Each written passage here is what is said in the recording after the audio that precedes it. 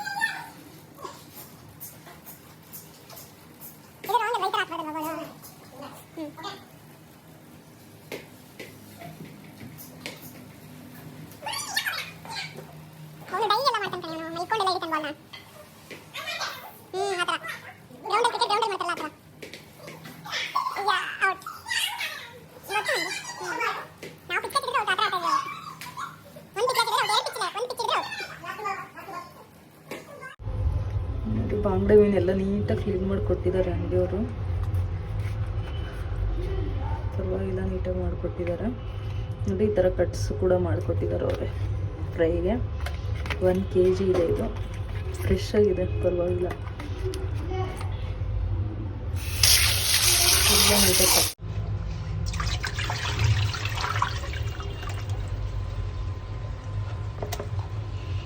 ಫಿಶ್ನ ತೊಳೆಯೋದಕ್ಕೆ ನಾನು ಸ್ವಲ್ಪ ರಾಗಿ ಹಿಟ್ಟು, ಸ್ವಲ್ಪ ಅರಿಶಿನ ಪುಡಿ ಹಾಕ್ತಾಯಿದ್ದೀನಿ.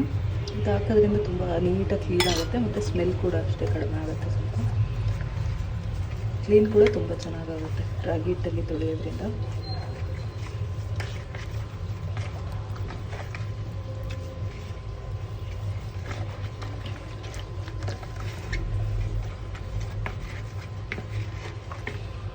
ಇವಾಗ ಇದಕ್ಕೆ ಖಾರ ಎಲ್ಲ ಹಚ್ಚಿಬಿಟ್ಟು, ತೊಳೆದ್ಬಿಟ್ಟು ನೀಟಾಗಿ ಖಾರ ಎಲ್ಲ ಹಚ್ಚಿಬಿಟ್ಟು ಸ್ವಲ್ಪ ಹೊತ್ತು ಇಟ್ಟು ಆಮೇಲೆ ಫ್ರೈ ಮಾಡ್ಬೇಕು. ಖಾರಕ್ಕೆ ಏನೇನು ಹಾಕ್ಕೊಳ್ತೀನಿ ಅಂತ ಕೂಡ. ಫಿಶ್ ಫ್ರೈಗೆ ನಾನು ಮಸಾಲೆ ರೆಡಿ ಮಾಡ್ಕೊಂಡಿದ್ದೀನಿ. ಸ್ವಲ್ಪ ರುಬ್ಕೊತೀನಿ. ರುಬ್ಕೊಳ್ದೆ ಹಾಗೇನೂ ಮಾಡ್ಬೋದು. ಮೆಂತ್ಯ ಸ್ಕಿಪ್ ಮಾಡ್ಬೋದು ನೀವು. ಹುಣಸೆ ರಸ ಹಾಕ್ಕೊಂಬಿಟ್ಟು ಡೈರೆಕ್ಟಾಗಿ ಮಾಡ್ಬೋದು. ನಾನು ಸ್ವಲ್ಪ ರುಬ್ಕೋತಾ ಇದ್ದೀನಿ, ಯಾಕಂದರೆ ಶುಂಠಿ ಬೆಳ್ಳುಳ್ಳಿ ಪೇಸ್ಟ್ ಇರಲಿಲ್ಲ, ಹಾಗಾಗಿ ರುಬ್ಕೋತಾ ಇದ್ದೀನಿ ನಾನು ನೋಡಿ. ಶುಂಠಿ ಬೆಳ್ಳುಳ್ಳಿ ಸ್ವಲ್ಪ ಗ್ರೈಂಡ್ ಮಾಡ್ಕೊಂಡಿರೋದು ಇದೆ, ಅದ್ರ ಜೊತೆಗೆ ಇನ್ನು ಸ್ವಲ್ಪ ಶುಂಠಿ ಬೆಳ್ಳುಳ್ಳಿ ಹಾಕ್ಕೊಂಡಿದ್ದೀನಿ. ಸ್ವಲ್ಪ ಹುಣಸೆ ಹಣ್ಣು, ಒಂದು ದೊಡ್ಡ ನಿಂಬೆಹಣ್ಣಿನ ಗಾತ್ರದ ಹಾಕ್ಕೊಂಡಿದ್ದೀನಿ. ಮತ್ತು ಒಂದು ಸ್ವಲ್ಪ ಮೆಂತ್ಯ, ಒಂದು 1/4 ಟೇಬಲ್ ಸ್ಪೂನಷ್ಟು ಮೆಂತ್ಯ ಮತ್ತು ಅರಿಶಿನ ಪುಡಿನೂ ಅಷ್ಟೇ. ಇದು ಒಂದು ಅರ್ಧ ಟೇಬಲ್ ಸ್ಪೂನಷ್ಟು ಧನಿಯಾ ಪುಡಿ, ಒಂದು 4 ಟೇಬಲ್ ಸ್ಪೂನಷ್ಟು ಖಾರದ ಪುಡಿ. ಇದಕ್ಕೆ ರುಚಿಗೆ ತಕ್ಕಷ್ಟು ಎಷ್ಟು ಬೇಕು ಅಷ್ಟು ಉಪ್ಪು. ಇದಿಷ್ಟನ್ನು ಹಾಕ್ಕೊಂಬಿಟ್ಟು ರುಬ್ಬಿಡ್ತೀನಿ ನಾನು. ನೀವು ಮೆಂತ್ಯ ಸ್ಕಿಪ್ ಮಾಡ್ಬೋದು. ಆಮೇಲೆ ಶುಂಠಿ ಬೆಳ್ಳುಳ್ಳಿ ಪೇಸ್ಟ್ ಹಾಕ್ಬಿಟ್ಟು ಹುಣಸೆ ರಸ ಹಾಕ್ಕೊಂಡು ಇದಿಷ್ಟು ಪೌಡರ್ ಹಾಕ್ಕೊಂಡು ರುಬ್ಬದೇನೆ ಹಾಗೇ ಮಾಡ್ಬೋದು ಓಕೆನಾ? ಬನ್ನಿ, ಇವಾಗ ನಾನು ಇದಿಷ್ಟನ್ನು ರುಬ್ಕೊಳ್ತೀನಿ. ಇವಾಗ ರುಬ್ಕೊಂಡಿರೋ ಮಸಾಲೆ ನೋಡಿ ರೆಡಿಯಾಗಿದೆ. ಇವಾಗ ಇದಕ್ಕೆ ಸ್ವಲ್ಪ ಉಪ್ಪು ಹಾಕ್ಬಿಟ್ಟು, ಉಪ್ಪು ಹಾಕಿದ್ದೀನಿ ನಾನು ರುಬ್ಬಕ್ಕೆ, ಒಂಚೂರು ಹಾಕ್ತೀನಿ. ಒಂದು ಅರ್ಧ ಸ್ಪೂನಷ್ಟು ಹಾಕಿದ್ದೆ, ಇವಾಗ ಒಂದು ಅರ್ಧ ಸ್ಪೂನಷ್ಟು ಹಾಕ್ತೀನಿ. ಒಂದಿಷ್ಟು ಹಾಕ್ತಾಯಿದ್ದೀನಿ, ಇಷ್ಟೇ ಹಾಕಿದ್ದೆ ಅವಾಗಲೂ. ಇದು ಸೀ ಫಿಶ್ ಆಗಿರೋದ್ರಿಂದ ಸಾಲ್ಟಿಗಿರುತ್ತೆ, ಆದ್ರೂ ಸಾಲ್ಟ್ ಹಾಕಬೇಕು, ಚೆನ್ನಾಗಿರುತ್ತೆ. ನೋಡಿಬಿಟ್ಟು ಹಾಕ್ಕೊಬೋದು ನೀವು, ಟೇಸ್ಟ್ ನೋಡ್ಬಿಟ್ಟು. ಸ್ವಲ್ಪ ಖಾರನ ಟೇಸ್ಟ್ ಮಾಡ್ಬಿಟ್ಟು ನೋಡಬೇಕು. ಉಪ್ಪು ಖಾರ ಎಲ್ಲ ಕರೆಕ್ಟಾಗಿದೆ ಅಂದರೆ ಓಕೆ, ತೊಂದರೆ.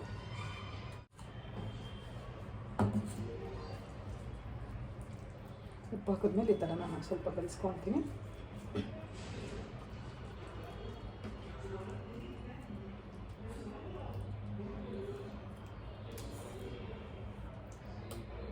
ತುಂಬಾ ಚೆನ್ನಾಗಿರುತ್ತೆ. ನೀವು ಕೂಡ ಒಂದ್ಸರಿ ಟ್ರೈ ಮಾಡಿ. ನಮ್ಮ ಮಲೆನಾಡು ಕಡೆ ಎಲ್ಲ ಇದಕ್ಕೆ ವಾಟೆ ಹುಳಿ ಅಂತ ಹೇಳ್ಬಿಟ್ಟು ಸಿಗುತ್ತೆ ಅಲ್ಲಿ, ಹುಣಸೆ ಹಣ್ಣಿಗಿಂತ. ಅದು ಹಾಕ್ಬಿಟ್ರೆ ಅಂತೂ ಸಾಂಬಾರು ಎಂಥ ಟೇಸ್ಟಿಯಾಗಿರುತ್ತೆ ಅಂದರೆ ಸಖತ್ತಾಗಿರುತ್ತೆ ಟೇಸ್ಟು. ನೋಡಿ, ಮಸಾಲೆ ಈ ಥರ ಹಾಕ್ಕೊಂಡು ಇಲ್ಲಿ ಒಳಗಡೆ ಎಲ್ಲ ನೀಟಾಗಿ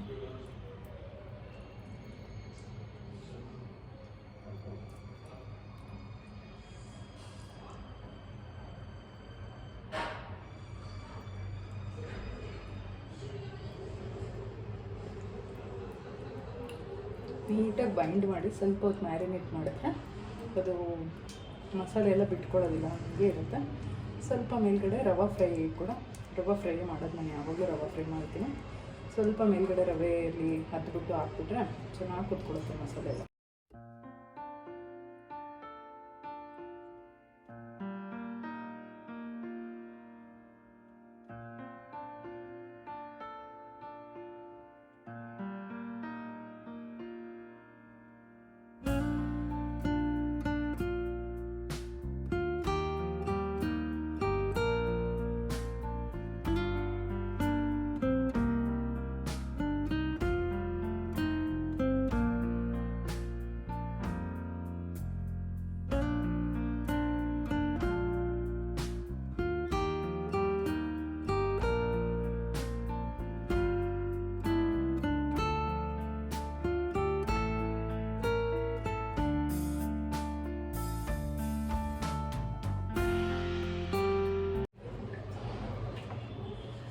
ಇವಾಗ ಮಸಾಲೆ ಹಾಕಿರೋದೆಲ್ಲ ರೆಡಿಯಾಗಿದೆ. ಇದು ನಮಗೆ ಮ್ಯಾರಿನೇಟ್ ಆಗಲಿ, ಇದು ಹಾಗೆ ಇಟ್ಟಿರ್ತೀನಿ. ಅದಾದಮೇಲೆ ಸ್ವಲ್ಪ ಒಂದು ಹಾಫ್ ಆನ್ ಅವರ್ ಆಗಲಿ, ಅಷ್ಟರಲ್ಲಿ ನಾವು ಸಾರಿಗೆ ರೆಡಿ ಮಾಡ್ಕೊಳ್ಳೋಣ. ಒಣಗಿದ ಮೀನು ಸಾರಿಗೆ ನೋಡಿ, ಕರ್ಮೀನು ಸಾರಿಗೆ ಬೇಕಾಗಿರೋ ಇಂಗ್ರೀಡಿಯೆಂಟ್ಸು ಒಣಗಿದ ಮೀನು ಮತ್ತು ಇದು ಹಸಿ ಅವರೆಕಾಯಿ ನಾನು ಬೇಯಿಸಿ ಇಟ್ಕೊಂಡಿದ್ದೀನಿ.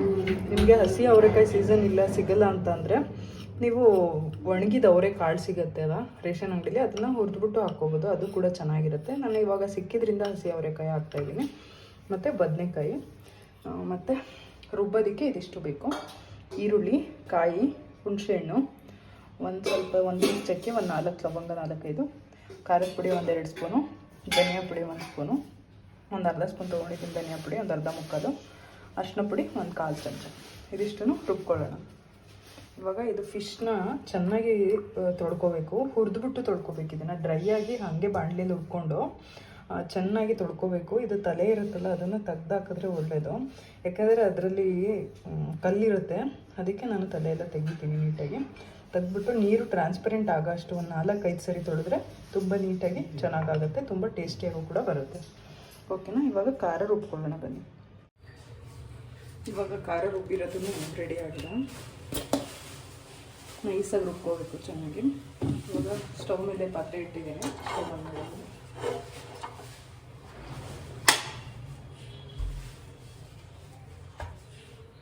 ಇದೇನು ಪ್ರೆಷರ್ ಕುಕ್ ಮಾಡೋದೇನು ಬೇಡ, ನಾನು ಕುಕ್ಕರ್ ತೊಗೊಂಡಿದ್ದೀನಿ, ನಂಗೆ ಅದರಲ್ಲೇ ಕಂಫರ್ಟೇಬಲು, ಅದಕ್ಕೆ ನನಗೆ ತೊಗೊಂಡಿದ್ದೀನಿ ಅಷ್ಟೇ.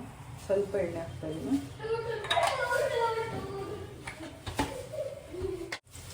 ಸ್ವಲ್ಪ ಸಾಸಿವೆ ಹಾಕ್ತಾಯಿದ್ದೀನಿ. ಇವಾಗ ಸ್ವಲ್ಪ ಅಲ್ಲ, ಇದು ರುಬ್ಬಿರೋ ಖಾರ ಅಷ್ಟು ಹಾಕ್ತಾಯಿದ್ದೀನಿ.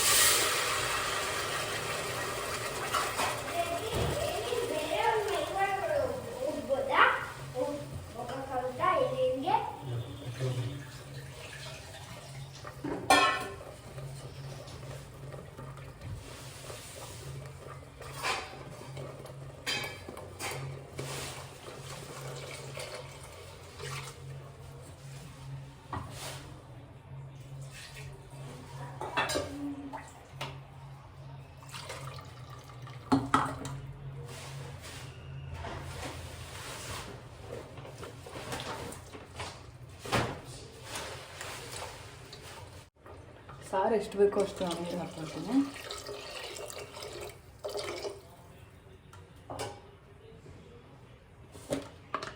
ಉಪ್ಪು ಹಾಕ್ತಾಯಿದ್ದೀನಿ.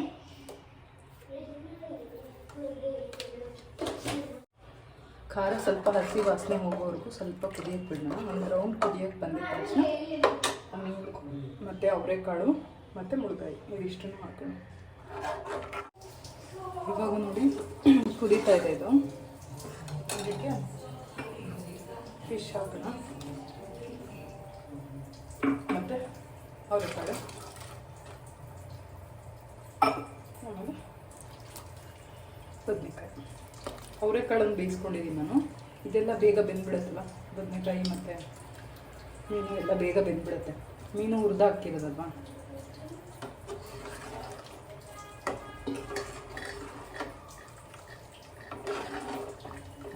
ಇವಾಗ ಸಿಮ್ಮಲ್ಲಿ ಇಟ್ಬಿಟ್ಟು ಇದೆಲ್ಲ ಬೇಯೋವರೆಗೂ ಬೇಯಿಸ್ಕೊಳ್ಳೋದು. ಅಲ್ಲಿಗೆ ಸಾಂಬಾರು ರೆಡಿ ಆಗುತ್ತೆ.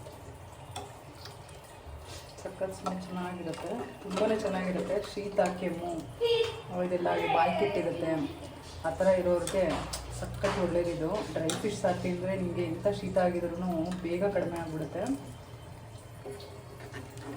ತುಂಬಾ ಚೆನ್ನಾಗಿರುತ್ತೆ. ಮಳೆಗಾಲದಲ್ಲಂತೂ ಸಖತ್ತಾಗಿರುತ್ತೆ. ಮಳೆಗಾಲದಲ್ಲಿ ಚಳಿಗಾಲದಲ್ಲಿ ಊಟ ಮಾಡೋದಕ್ಕೆ. ಇವಾಗ ತವಾ ಇಟ್ಟಿದ್ದೀನಿ ಫಿಶ್ ಫ್ರೈಗೆ.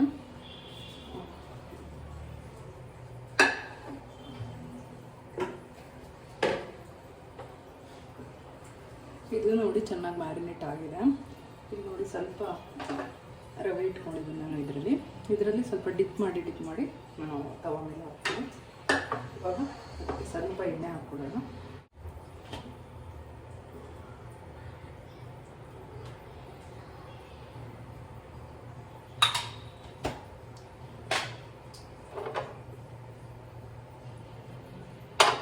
ಸ್ವಲ್ಪ ಎಣ್ಣೆ ಹಾಕ್ಕೊಂಡ್ರೆ ಸಾಕಾಗುತ್ತೆ. ಚೂರು ಸ್ವಲ್ಪ ಜಾಸ್ತಿ ಆಗುತ್ತೆ, ಇಷ್ಟೊಂದು ಎಣ್ಣೆ ಹಾಕೋದು ಬೇಡ.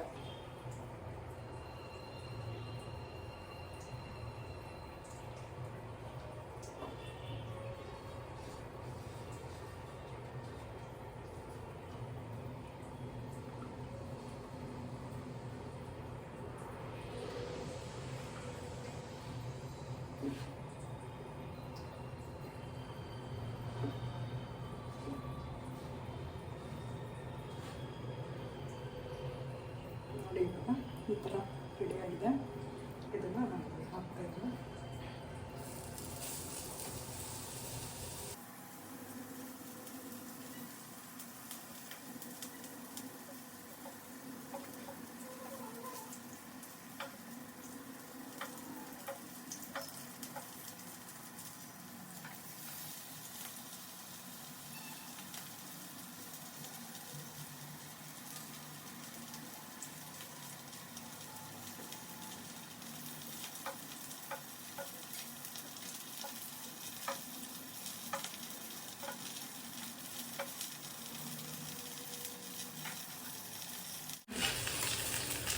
ಸ್ವಲ್ಪ ಮುಚ್ಚಿಬಿಟ್ಟು ಬೇಯಿಸ್ತೀನಿ ನಾನು. ಈ ಥರ ಸೈಡ್ ಬೈ ಸೈಡು ನೀಟಾಗಿ ಚೆನ್ನಾಗಿ ಬೇಯಿಸಿದ್ರೆ ತುಂಬ ಚೆನ್ನಾಗಿರುತ್ತೆ. ಎಲ್ಲ ಸೈಡು 4 ಸೈಡ್ಸೂ ಬೇಯಿಸಬೇಕು. ಫಸ್ಟ್ ಒಂದು ಸೈಡ್ ಸ್ವಲ್ಪ ಬೆಂದಾದಮೇಲೆ ನೀವು ಅದನ್ನು ನೀಟಾಗಿ ಆರಾಮಾಗಿ ಎತ್ಬೋದು. ಆ ಥರ ಇರುತ್ತೆ. ನೀವು ಅವಾಗ ಈ ಕಡೆ ಸೈಡು ಆ ಕಡೆ ಸೈಡು ಎಲ್ಲ ತಿರುಗಿಸಿ ಚೆನ್ನಾಗಿ ಬೇಯಿಸ್ಕೋಬೇಕು. ಆಗಲೇ ತುಂಬ ಟೇಸ್ಟಿಯಾಗಿ ಬರೋದದು. ನೋಡ್ತಾ ಇದ್ದೀರಲ್ಲ, ಆ ಥರ ಎಲ್ಲ ಫಿಶನ್ನು 2 ಸೈಡು 3 ಸೈಡು 4 ಸೈಡು ಪೂರ್ತಿ ನೀಟಾಗಿ ಬೇಯಿಸಿ ಎತ್ಕೊಂಡ್ರೆ ನೋಡಿ ಯಾವುದೇ ರೀತಿ ಮಸಾಲೆ ಎಲ್ಲೂ ಕೆಳಗಡೆ ಇಳಿಲ್ಲ. ಚೂರು ಬರುತ್ತೆ, ಕಾಮನ್ ಅದು.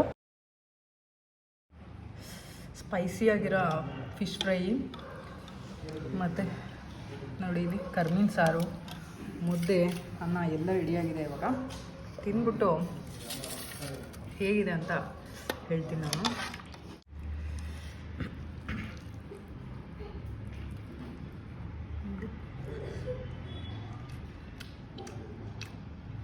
ಸಖತ್ತಾಗಿದೆ ಫಿಶ್ ಫ್ರೈ. ಇವಾಗ ಸಾರು ಟ್ರೈ ಮಾಡ್ತೀನಿ.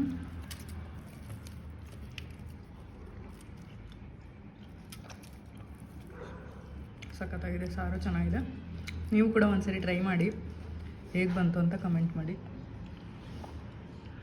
ಚೆನ್ನಾಗಿ ಬರುತ್ತೆ, ತುಂಬಾ ಚೆನ್ನಾಗಿ ಬರುತ್ತೆ.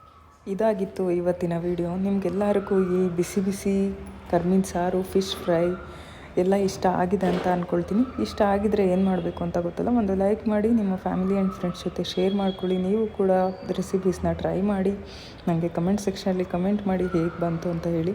ಮತ್ತು ನಾನು ನಿಮಗೆಲ್ಲ ಒಂದು ಹೊಸ ವೀಡಿಯೋ ಜೊತೆ ಸಿಗ್ತೀನಿ. ಅಲ್ಲಿವರೆಗೂ ಬಾಯ್ ಬಾಯ್, ಸಿ ಯು.